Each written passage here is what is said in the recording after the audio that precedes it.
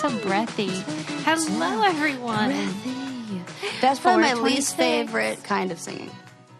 Ooh, like who would be an example of that? Who's a breathy singer? Marilyn Monroe. Yeah, I don't like that at all. But that's just because you couldn't sing. Yeah, I think that's why a lot of people do that. It's awful. It's basically like the original vocal fry. What? Did I just invent a thing? Yeah, I think you're onto something. That's funny. We'll leave it to the scholars to sort out the details. Yeah. You guys research that, but you know. We're just throwing it out there. Yeah, just an idea. Get busy. How's Sarah today? Oh, Sarah, I'm like relaxed. I'm maybe it's because it's an overcast day here in Los Angeles, and so I've just been like feeling like mellow rather you than haven't been drinking whilst we record lately. Oh What's my gosh, going on? I haven't been drinking in the past few days. I realized that like days passed and I didn't, and I was like, oh my god. Days, like 2. So it's not intentional. No, and then sometimes I'll have a glass. I think it's because I'm just like over it. Like I'm like, no. I know. Because like, what's the? Isn't it?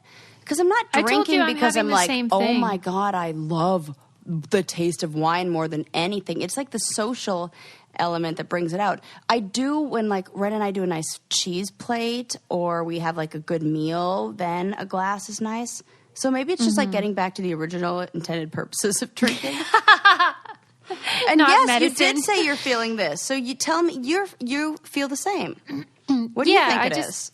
I just do not have the same sort of, this is fun, I'm going to have a drink at all. I mean, if I have one, it's just, it's not the same. There's nothing to celebrate. Because it was like fun, you and I having sharing a glass together. And then being like, you want to splash? And then I'd be like, it's a whole thing. Like, it's a whole thing. It's like not even about, it's kind of like sometimes I make coffee and I don't even drink it.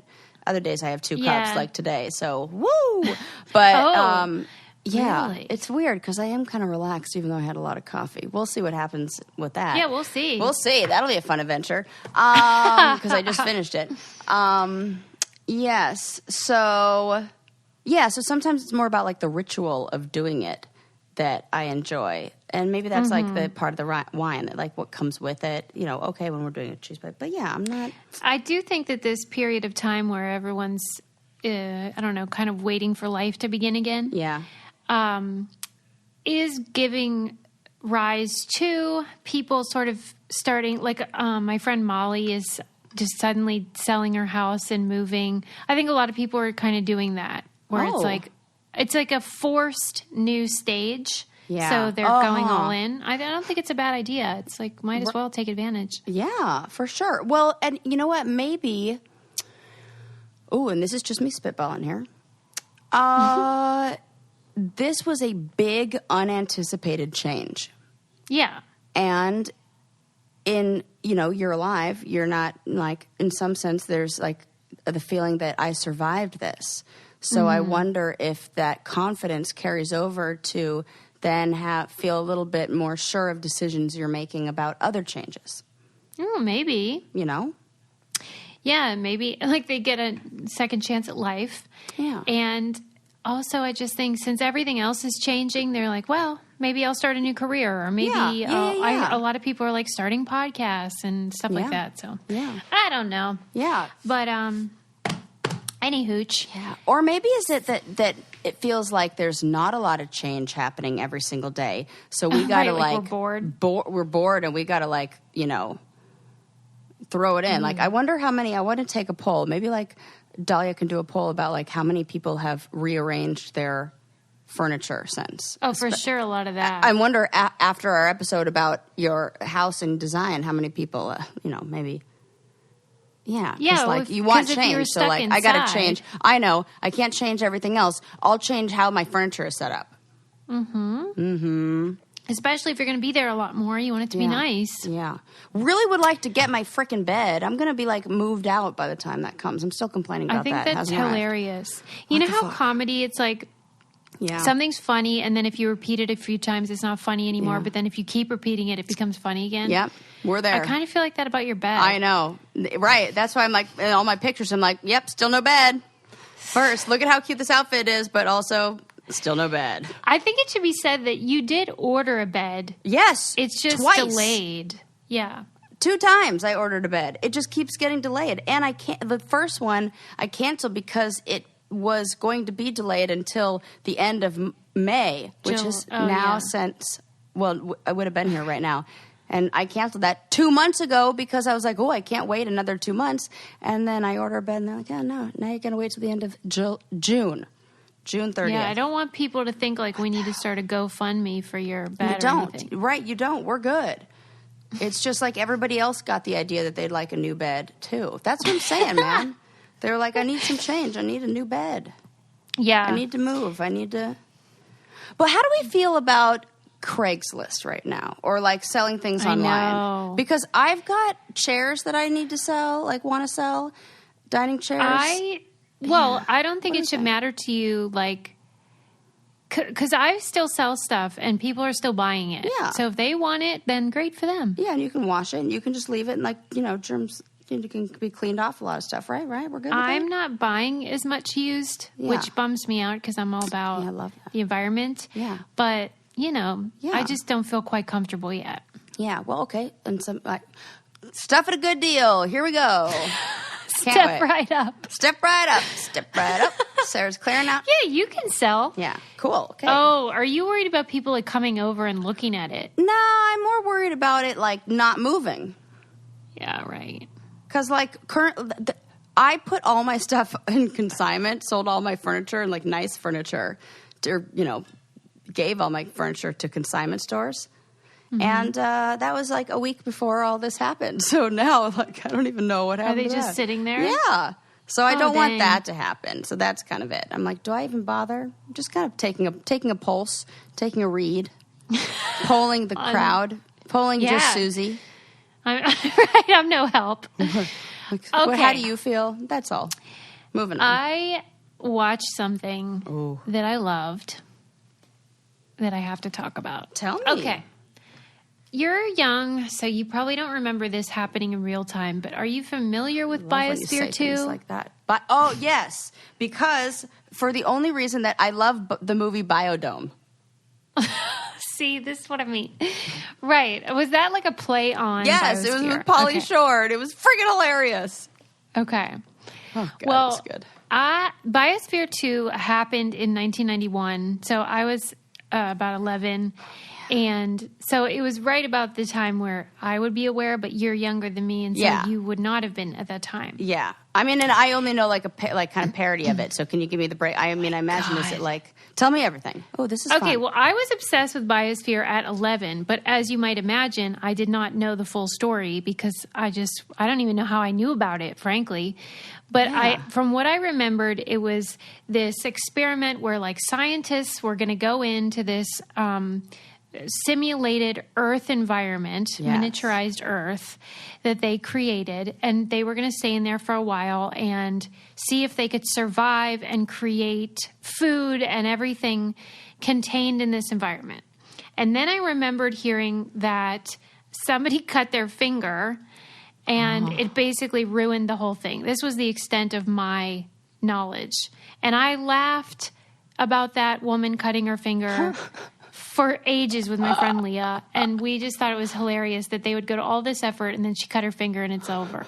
So I love that 11-year-old you gets that. Yeah. That's my favorite part of it. I laughed so hard about that funny. I got yelled at in our chapel. This is great. At school because I couldn't contain how hilarious I thought it was. That is so funny. I love it. Fast forward to today, and I see that there is a Biosphere 2 documentary on Hulu called Spaceship Earth. Cool. Oh, my God. I'm going to have to rein myself in because I could talk about this endlessly, but my gosh, it is I so love good. This. I never rein myself in for shit. Let it go, Suze. Here's my first question, though. What happened to Biosphere 1? Well, they like when people ask that because Biosphere 1 is the Earth. Sarah. Oh my God! They love, for Pete's sake, this is. I know that okay. You know the type. I'm equally annoyed and amused at that. Like I I don't even know where to file that because I love it. And I would do that. But I also am annoyed with them for doing that. Is it because I didn't come up with that? Right into their trap. I did. Everybody asked that. Oh, God, that's so funny. Well, okay. So these bozos, there was 8 of them. This was in 1991. 25 years prior to that, these people had met up and sort of formed their own, basically, commune. Yeah, it sounds like that. And like started a farm and were like well-educated people, and they didn't want to do drugs or anything like that. It wasn't like that kind of a hippie thing. Yeah. But it was like capitalistic, and they were enterprising, and they were like, we're going to like create industry and apply all of our knowledge and work together and whatever. So that started in San Francisco, and they started a farm.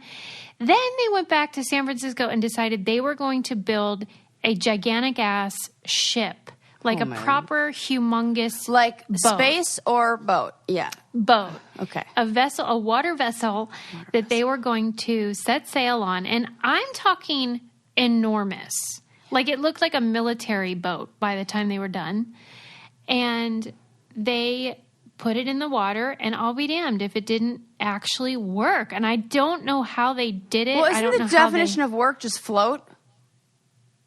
For a boat? Well, yeah, you'd think, like, yeah, if you just want to stay in the harbor or something, but they sailed all around the world. Oh, shit, man. There was like a proper... Yeah. Okay, that is true. It's I was impressive. like, maybe it is harder work than... Yeah, like, okay, before if it were just like a video. raft or something. Okay. Right. Prior to, It was humongous. And they started setting sail around the world, and in each place they would go, they would build some sort of business. Damn. Like they built a hotel in wherever the hell. They built a art gallery in London, and I'm thinking, who's paying for this? I don't. Yeah. This is what I always want to know. Yep, about follow people. the money. Follow that money. Well, they had befriended this billionaire guy named Ed Bass, whose family was in like the oil business, and he was like kind of the crazy son, and he decided to hitch his wagon to these people, and he was funding it, and then they would work for him and make his business more profitable. So everyone was happy. And they had elements that seemed very culty. Yeah. Like they had this guy that was sort of the head of everything, and he was tempestuous and kind of wacky and would make them do these weird like theater exercises and stuff. Ugh, so it did have like that things. commune, right, the vibe of like the cult thing. Yeah. So anyway, they got interested in like space exploration, and they decided they wanted to do a contained living environment to test so that then they could live maybe on another planet or something. What was the draw for, like, I see what the billionaire guy has to gain because it's like his businesses and he's like financially, but what do the people, is it like the people are believing that they're like creating this utopian future and like they have the power to do that, and they're like using this weird, as evidence of it? It never seemed to have like a philosophical or theological component where even utopian. It just felt like they were like, let's see what we can make. Let's see what we have the capability to create. Like, what's so they the were end just sort game? of challenging. That's the weird thing. I don't know. Oh my God. This is funny. It's weird that like, even without seeing it, I'm like, why does it sound like... And it doesn't make sense. Yeah. So then they started doing this, and then they decided they were going to build the contained environment, and then the billionaire funded it, and they created it and announced that they were going to live in there for 2 years, but they aren't scientists or anything. Yeah, then what? And then can do what? But anyway, the press loves a story like this, and they built this gigantic biosphere. I mean, huge, enormous thing that still exists. It's in Arizona. And they went all around the world and picked, like, plants and wildlife and coral from the ocean, and then they brought it in and simulated an actual Earth in the biosphere. And each of them had a job, and then they eventually went in, and lived there for 2 fucking years. In fact, when she did hurt her finger, which is still funny to me, in like a wheat grinder thingy. Oh, she did come out and she did have to get surgery, but she went back in. It didn't ruin the whole thing. I don't know why I believed that. Oh, and they came out and they still fucking live together, Sarah. Oh, like wow. This was 25 years ago. Oh my God. They still live on a ranch together in like New Mexico. Anyway, it's great. Interesting. But it's like, just a what fascinating is your story. like? Do you have any sort of theory on what the what's the thing? What's the glue? What's the common I think they really shared wanted idea? to understand. They really did believe in like environmentalism, and I think they wanted to see what they could learn about the earth and the way we live. Yeah. Because when you miniaturize the earth, you start to realize how every single thing you do is consequential. Yes. And so you can see the cause and effect of your behavior on your environment, which, because we're in this gigantic earth, we might litter and we don't see any effect. It's like no we big might. whoop. No, other people might. No, we aren't. We aren't littering at all, right, Susie? No. Exactly. No, I'm just making. No way, man. I know, I'm kidding, but yeah, like it's my least favorite thing ever. But I probably do a lot of things because for sure. I don't see the effect that are consequential. Absolutely. So, like, I do love that part of it, seeing how they did it and what did work and what didn't work. They had to kill a couple pigs because, like, the pigs ate too much. Oh, my God. So, like, certain things they thought would work didn't. All the pollinating species died, and that was a problem. That's not bees good. Bees are so important. What was? I wonder why. The biggest problem they had was they were running out of like they had too much CO2. They need more trees, so right? Or do the trees give off CO2? Well, some of the plants did give off CO2, and that was the problem. Oh, okay. But the trees would be good. They would produce oxygen. Oxygen. Oh, my God. I don't know how any of this stuff works. The crazy thing is, when I pictured it, I thought they were going and living there on the dirt. But they created, like, a house in there and, like, an office and computers. Susie, you have got to see the movie Biodome. I'm never going to watch that. No, can you please? Like, I feel like it's so funny. Why is it so funny to you? Because it's hilarious. And the fact that and now knowing that this is so accurate to, like, how they... Oh, it's so funny. Now that makes it even more hilarious. Because it was based on the truth. Yes, and it's the attitude of the scientists, and it's extra funny. You're going to get a kick. You should watch it. Adam, come on. Adam, help me out here. I'll put that on my list. Put it on the list. And if you hate it, then that's funny too. Content, Suze. Listen, they made a house in there. And I bet you if they could have at the time, they would have ordered a lot of stuff from Uncommon Goods to fill up their house. Yes. Oh my gosh. That is super fun. And you know what? They have a lot of those kind of like gardening technology stuff, like the, tomato, all the stuff that help your plants grow and like the hydro, they all have that kind smart of cool feeders. Stuff. Yes, those things. I know. I love it. I love the gardening section. I just explore that like crazy. They have such great stuff. And I know, like, Uncommon Goods is great for gifts, but it's also great for, like, whatever you want. Yeah. Don't tell. Yeah. I just bought this awesome world map, like, coloring in tablecloth that is adorable because I want to do it with Lincoln. They have the cutest stuff for kids. Great. Well, Father's Day is coming up. And so I told you guys to shop there for Mother's Day. Yes. But Father's Day is another one where it's like, what am I going to get this doofus? And a whole bunch of personalizable stuff. Yeah, a lot of personalizable stuff. And they do a lot of stuff with local artists. So they support them. They donate $1 for every purchase. You can choose who they give it to. And I chose RAINN, the Rape, Abuse, and Incest National Network. Lovely. It's great for graduation. Anybody, I mean, I'm sure a lot of people are still getting married, even though it's a weird moment. And you want to buy them something cute. Anyway, Uncommon Goods, so much great stuff. And Sarah pointed out last time, it really is uncommon. Like, it's stuff that you don't see everywhere else. Right. So the gifts are unique. And they're like people go, oh my gosh, they're thoughtful. Yeah, like, where did you get this? Yes, I love that. And that, when I can get that kind of reaction, oh, it's very selfish of me. Everything tends to be samey whenever you buy stuff. Yeah. And this is like, well, yeah, there you go. Love it. Something different. I'm shopping in my mind right now. They know finding the perfect gift can be hard, so they want to make it fun and easy for our listeners. Just go to uncommongoods.com/candy to receive 10% off your purchase. That's uncommongoods.com/candy for 10% off. You'll love their stuff. Okay, so anyway, they do not talk about banging, although some in Biosphere. And I was like, banging, right, doing it. Right. Doing sex, fornicating. The nasty. Got it. But a couple of them were couples, so I'm sure they were banging. But and frankly, I'm sure everyone was banging. Yeah, that's my thought. Is this just one of the, like... And no children came from this, though. No, but they did marry outside, like, later, and I'm sure they had some kids or something. Thanks. But they did try to make wine out of bananas, which I think is hilarious. And on birthdays, they would have, like, their banana wine, and then they would want to make a birthday cake, but they don't have any sugar, so they would have to just use fruit, and it just wasn't the same. No, it's not. They missed that. Yeah.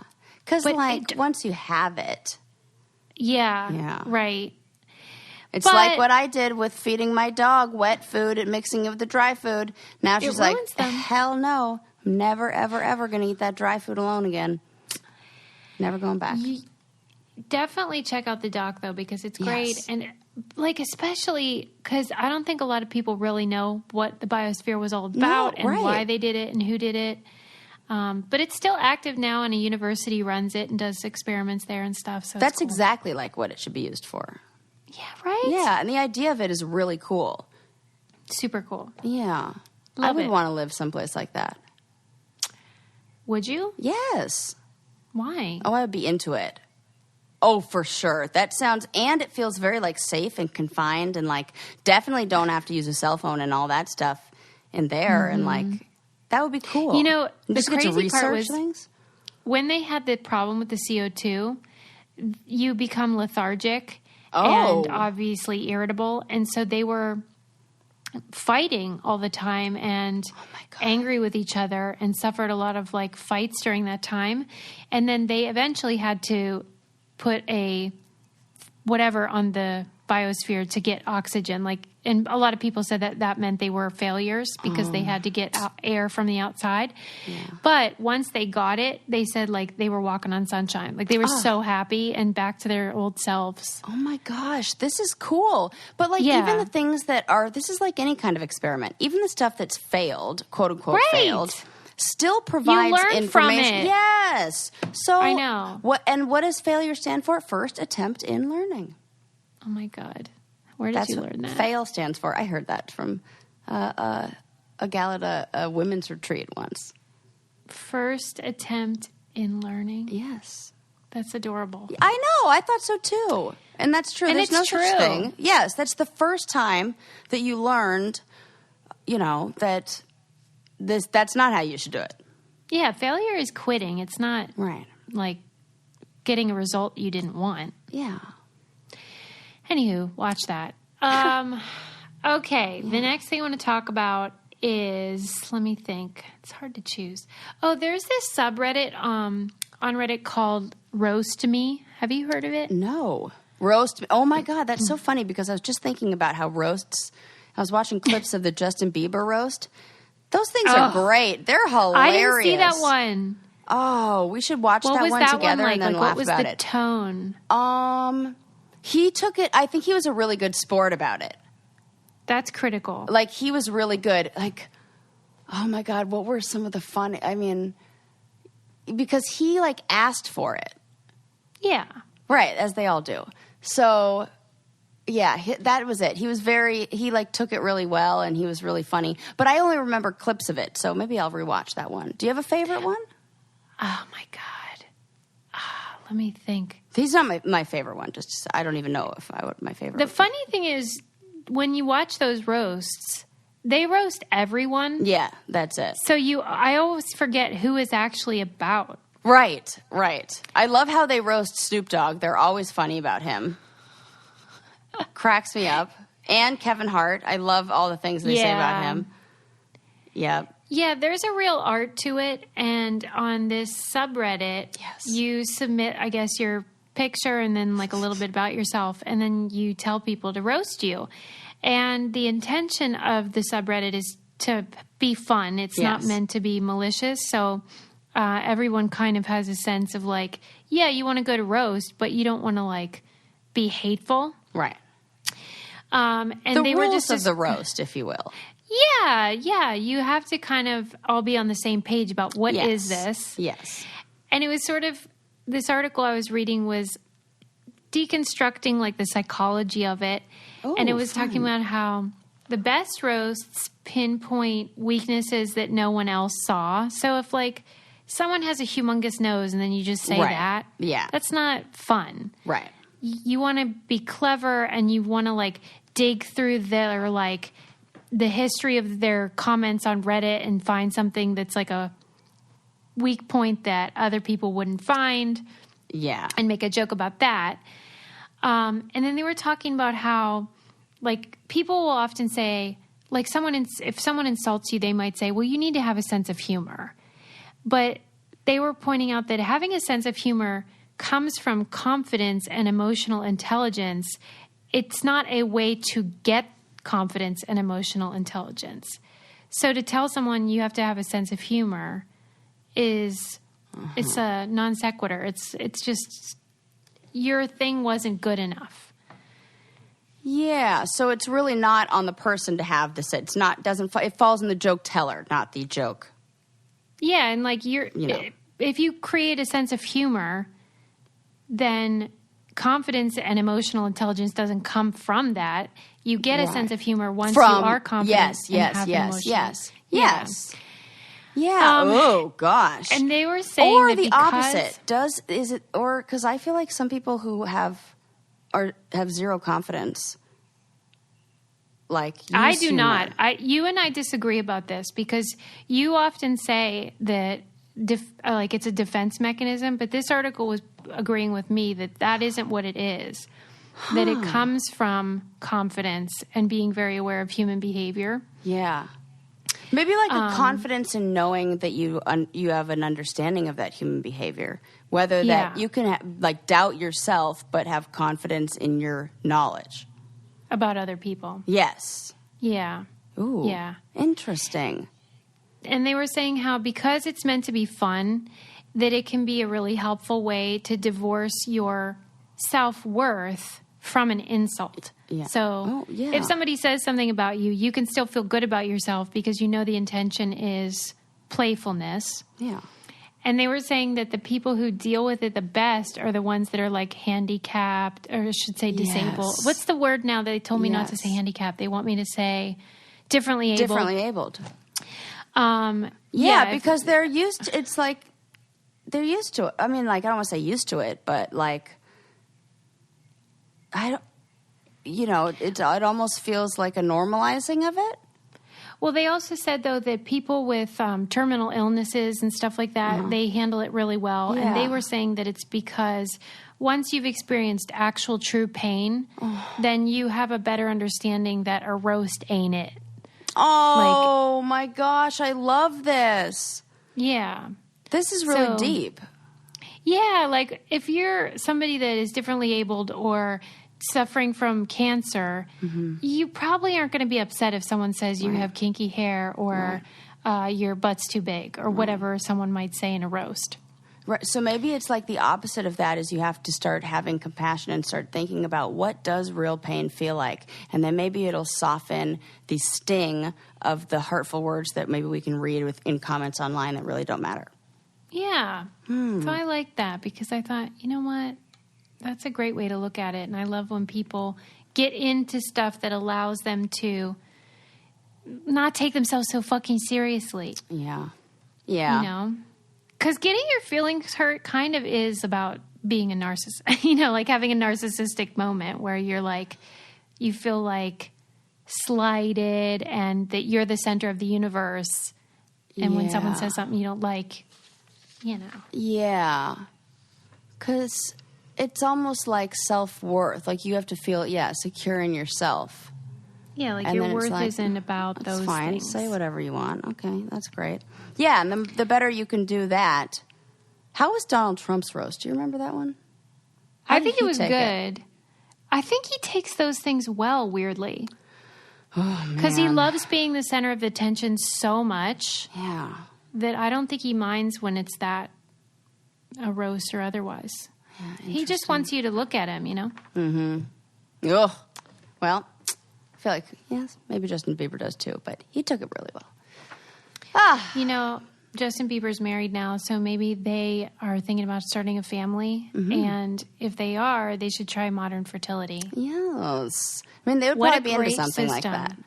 They probably would. Modern fertility is such a handy thing because you can, with a simple prick of your finger, find out about your hormones and your eggs and what's going on inside your uterus and all that mysterious stuff that if you went to a doctor, they could charge you $1,000+ This is only $159 and you can do it at your house.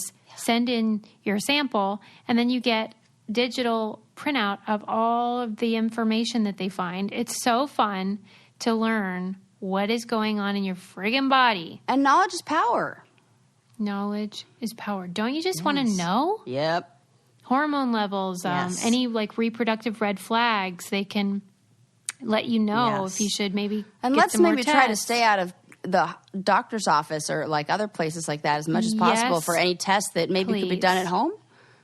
Yeah, so it's like not only do you get to avoid the doctor's office and whatever the heck's going on there, but you get it at a fraction of the price. Yes. And right now, Modern Fertility is offering our listeners $20 off the test when you go to modernfertility.com/braincandy. That means your test will cost $139 instead of hundreds or thousands it could cost at a doctor's office. Get $20 off your fertility test when you go to modernfertility.com/braincandy. modernfertility.com/braincandy. I love it. I love it too. I can't recommend it enough. Anyway, so don't roast me though, because I don't like it. I'm sensitive. You don't think I wonder if I would like it. I guess it depends. I think I would. Because if it really is in good fun, then I would love it. But I think you and I are both used to what happens on the challenge. That's not in good fun. So here's the thing that like the only thing that I and maybe I just don't understand how it goes down in the Reddit, like, I don't know, what are they called? Forums? Oh my God, I sound like I am like a boomer over here. Yeah. Subreddit thing. Is it only based on the picture? Because I feel like that's a cheap shot. No, I think that there are other things. Like you can maybe tell them about yourself and then they can look in your history or they could Google you. Because like that's the fun stuff. Like, you know, like whenever you tease me about the chore chart, like that feels like roasty, but it's fucking hilarious. Like it's not really roasting you, but it's like, oh, what, you know, going to create a chore chart about it or something. Yeah, I don't know. It feels like that, and I love it. Yeah, like when you make fun of me for only taking baths. Yeah, it's like and it's really like seeing you. Right. It's like, oh, thank you for recognizing this little quirk that, you know. Yes. Yeah. Yes, I agree with that. But on the challenge. Yeah, they don't do that. That is a different thing because that's about power. And hierarchy, and things like that, and they're not sophisticated enough to do like advanced kind. It's all like low hanging fruit, like you're fat, right? It is based just on appearance and just on like what they can pick up, like, you know. Yeah, and then when you're out in real life with them, I remember one time I met Kenny and them for an appearance, and Adam and I drove up, and it was like. We were in our car, which was a little tiny, crappy hatchback. And Kenny goes, I wouldn't be caught dead in this car. And, like, it was funny because I know that to be true about him. Yes.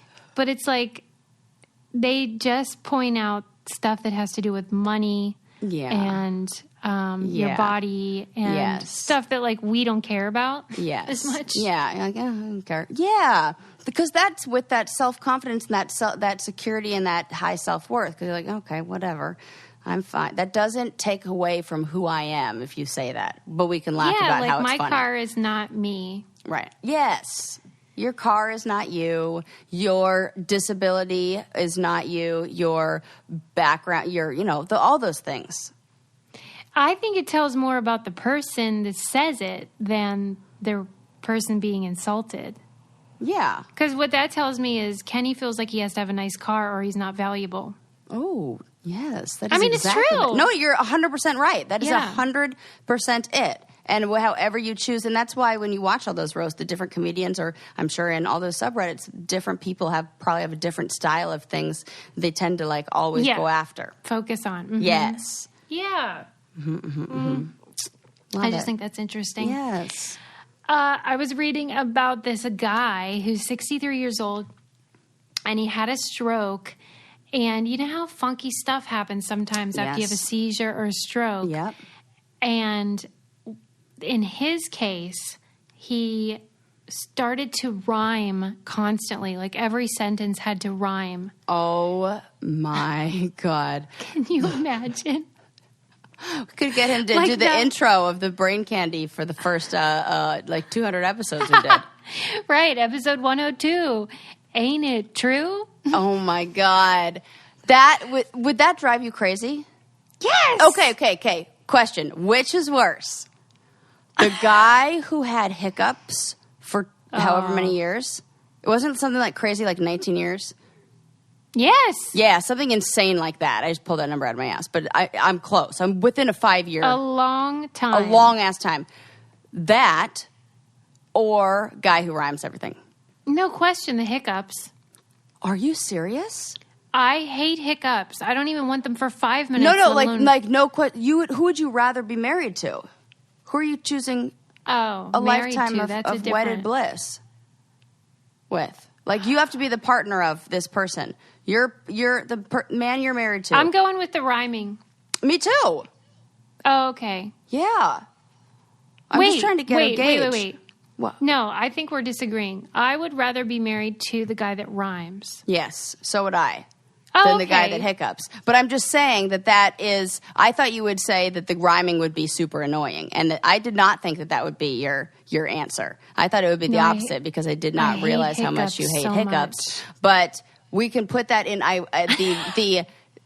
the would you rather annoying things for the rest of your life. This one's a really annoying one. Oh, God. Like, you could play that game with this. Would you rather be married to a guy who rhymed every single thing, or be married to a guy who didn't, but you never had an orgasm? But a guy who rhymes gives you great ones.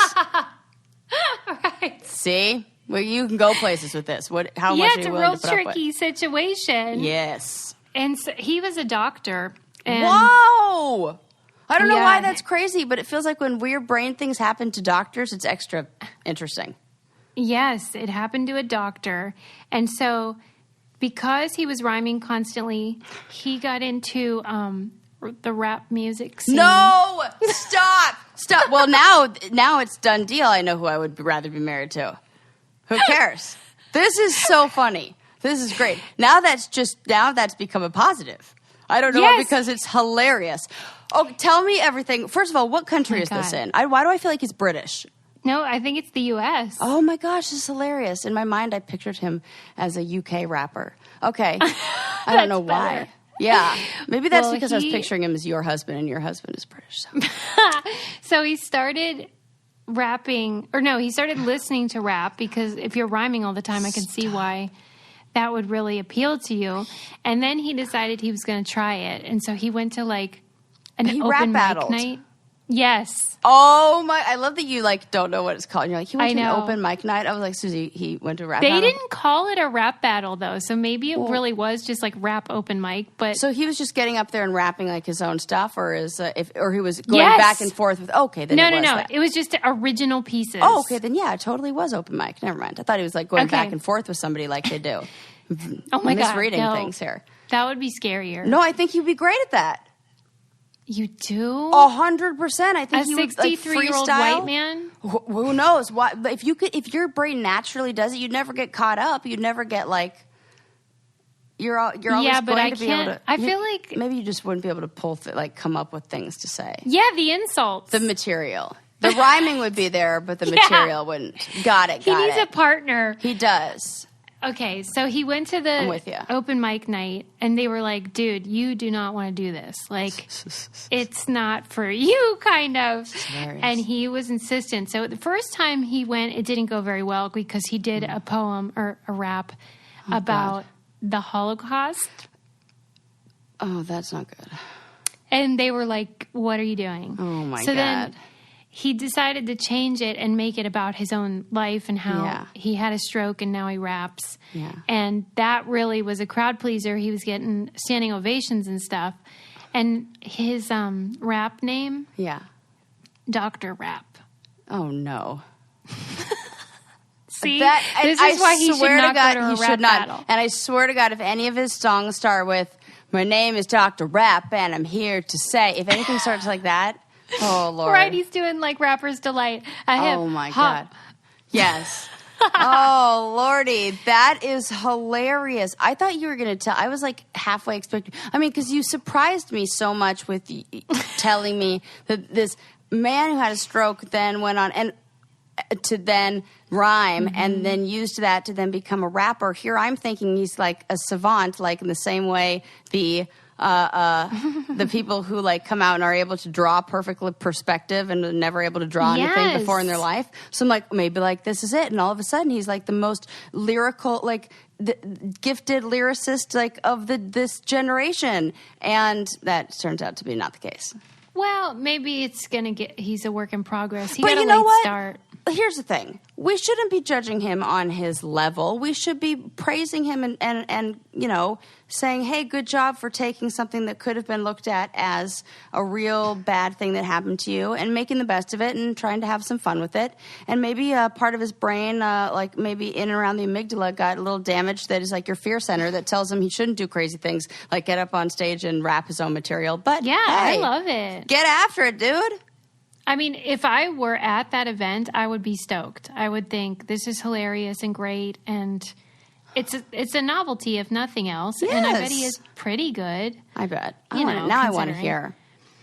I also wanted to read. It said it was just describing how strokes can have these weird effects. Yes, which we've talked about on the show before, but I just wanted to read that it said some patients become hypersexual or compulsive gamblers. That's not surprising. Right. And then others have woken up speaking in fake Chinese accents. Those ones I can't understand. That is bizarre, isn't it? I do not know. Or when they have speak another language. Like, how was that in there? I know. They say that they went to France once when they were 13. What? So it's all in there just waiting to come out? Then I'm like mad that I can't get it out of there. Then, listen to this one. Mad. There was a famous guy in Italy who had what they called Pinocchio syndrome. Oh, my God. What? Sarah. What? Oh, every I love time this. She used my name, people. What? He would have a seizure. Oh, my. Okay. And it said he was crippled as a businessman. Oh, my God. Stop. Now, is that like literal or metaphorical? Or because it could go either way? I think it's metaphorical. Oh my God. Like, because then I think if you have seizures, then maybe oh my God. Okay. So then that's like wherever he's like the human lie detector. Yeah. Or like, can you imagine? He always is, oh my God. No. Could you imagine being married to that? Honey, does this dress make my butt look big? No. Right? And I love that they're basically saying, in order to be a good businessman, you have to lie. Oh, yes. It crippled him as a businessman. He couldn't do it. He couldn't do it. He did not have any of the skills. Because he had to tell the truth. Wow. Pinocchio How great is syndrome. that? I want to know about all those weird ones. It really freaks me out. Like the stuff like that where you have a seizure or something and then you come out a totally different person, which, they say after brain surgery that can happen too. Yeah.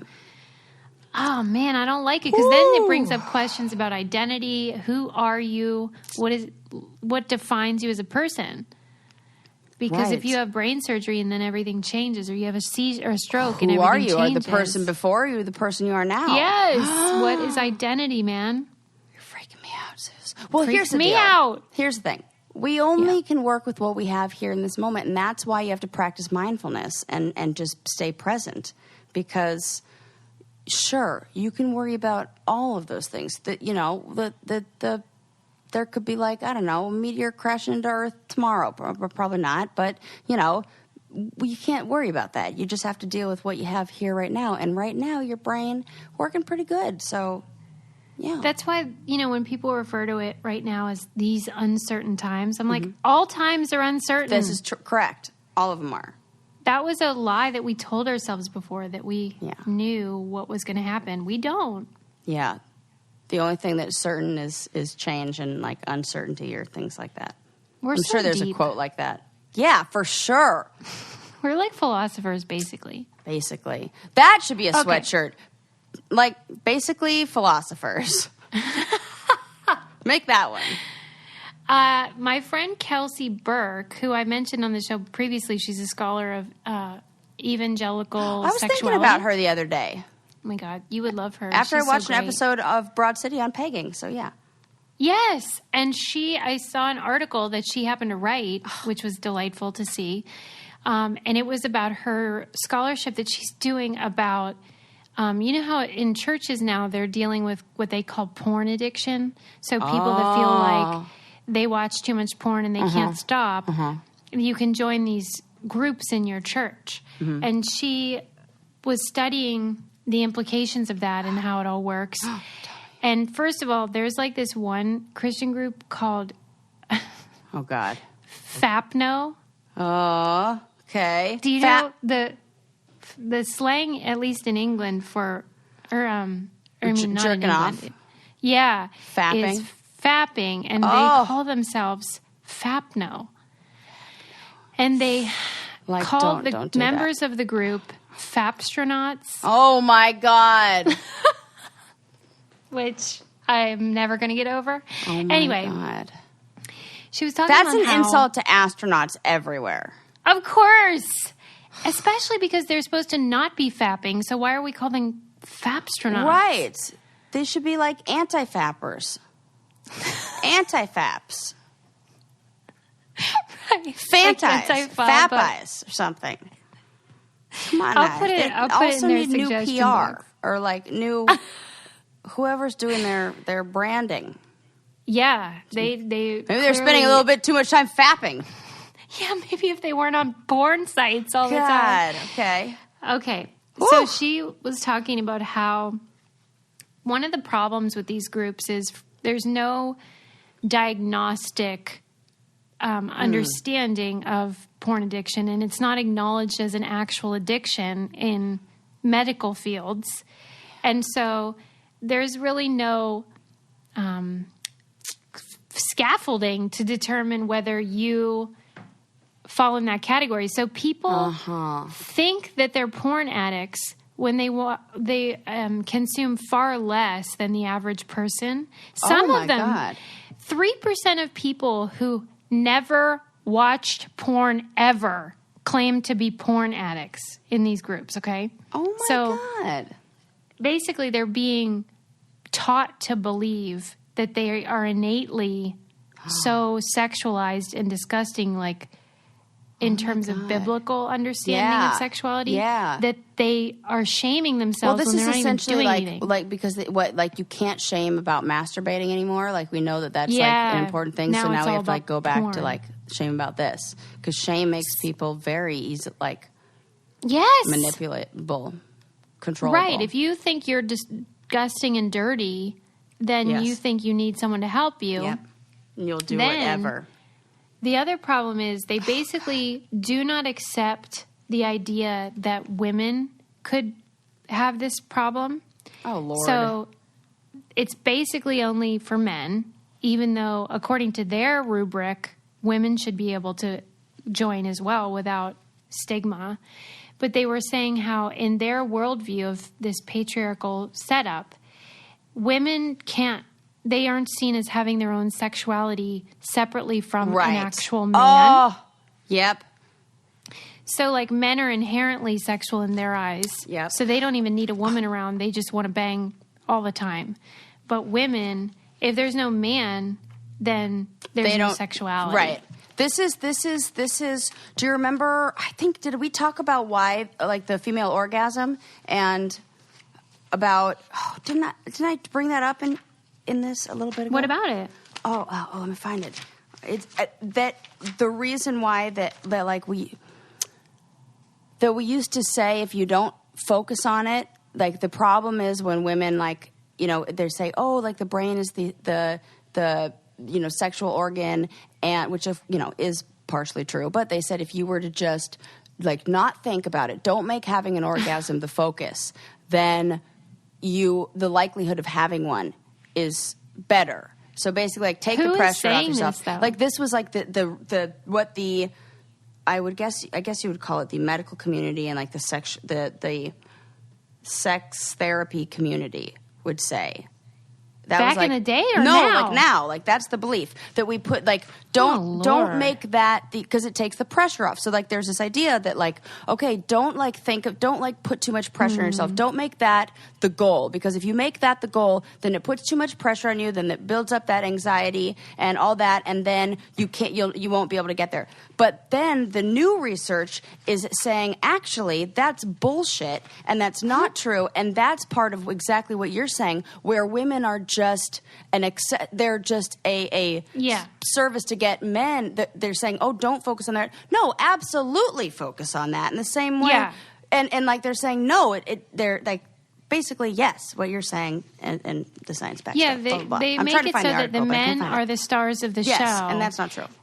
And that without a man around, we don't have any desire or lust. Yes. And so if you were a woman and you joined the group, which technically you're allowed to do, it's not like they say men only, most of them, but they look at you like you don't belong here. There's no way you have my problem as a woman. And they need to quit calling it no fap groups, because it's all gross. Yeah. Blech. But I'll put that in the newsletter. Yeah, I can't wait to read it. It's so funny that you were that you bring this up, because I was just thinking about you talking about her and thinking to myself, has she written a book? Because I would really like to read it. And yes, now here you are coming out with the article. She did, and I'm really proud the fact that she messaged me when she was writing the book, and she said, I cannot think of a name for my book. Can you come up with one? And so she told me what it was about, and it was about Christian sex lives. And then I said that it should be called Christians Under Covers. And she used that, and so that's what it's called, Christians Under Covers.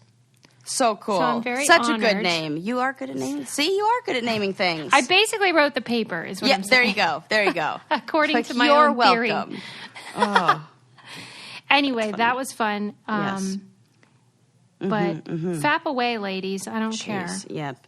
Yeah. That's my story for today. I love that. I don't love that, but I think it's fun to unpack that kind of stuff, and I think it's fun to look at how, like, you know,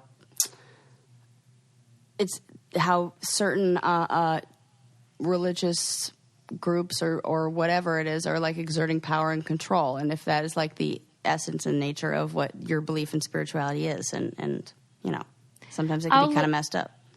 I'll leave you with one aside that I thought was fun, which was I was watching a 1982 interview of Little Richard on David Letterman's show.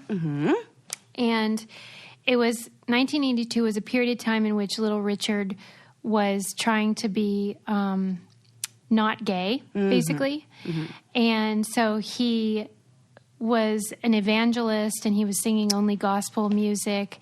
And he talks in the interview about how he used to be gay. He was gay all his life, but now the Lord saved him, and he's straight now. And they even played, like, an old clip, and Letterman was like, when you watch that, doesn't it make you want to get back out there and perform? And Little Richard was like, no, it makes me so glad God cleaned me up. And he was wearing, like, a suit, and he looked normal, which I hated, you know, because he wasn't Little Richard. He was being something he thought he was supposed to be. Yeah. And another thing that was really disturbing to me is how, and this happens a lot with Little Richard and other people of color, particularly queer people of color, who are amazing and do incredible things. Like, he started rock and roll, but whenever people interview him, they're always like, so you were there at the beginning, like you were there when rock and roll began. And he's like, no, I created it. Like, he has to be his own hype person, and it really bugs me. It's like Muhammad Ali too. Like, there's this, they don't want to give them the full credit, like don't want to give them the full recognition, or don't think that anybody, because what would that mean? That would mean accepting that somebody who is, a gay man of color could actually, like, this is like way back then. Yeah. And it's gross. Like, he did it again. He did it that first time, and then Letterman did it again. Like, so you were there when it all began, and Little Richard had to say, I was the architect. Jeez. Like, the Beatles opened for me. Oh, my God. Yeah. And and then, like, stole a lot of my act, and, like, Well, and everyone gives Elvis credit, and not Little Richard, and all of the queer performers who were basically, like, they bring the margins to the center, and all the fringe characters made it okay to be wild. Yeah. And anyway, it was great, and the original lyrics to Tutti Frutti were about anal sex. I love knowing these things. That's great. It always comes down. I knew we couldn't get away from an episode without talking about poo somewhere in there. They said the original lyrics were Tutti Frutti, good booty. Woo! If it don't fit, don't force it. You can grease it, make it easy. So there you go. Oh my God, that's next time you hilarious. They're talking about getting it up the pooper, you guys. Getting it. There you go. Woo! Anyway, R.I.P. Little Richard. I love him with all my heart. And I love you with all my heart. Please leave us a 5-star review, you guys. It means so much to us. And subscribe and tell a friend, would you? Yes. All right, bye, guys. We love you. Bye.